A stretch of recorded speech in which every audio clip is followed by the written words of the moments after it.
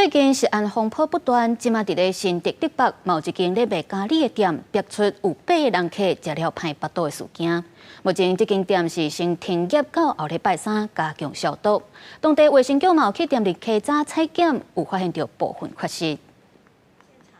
该店家有部分缺失，包括现场未提具员工健检资料，无有效之病媒防清措施。同时，现场抽检嫩煎牛排咖喱及酥肥嫩煎咖喱2项食物送验。唯一共通点是鸡汤，那其他餐点就是每一位都有点，我们都会就是全额退款。然后，如果他们有就医的话，医药费用我们会负责。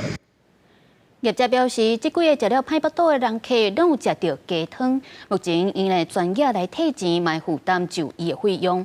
因卫生局指出，这间店无防止网糖赢杯的措施，抑个有工作台无清气等等的缺失，爱伫咧4月11之前完成改善，若无上当时会当甲因罚2亿。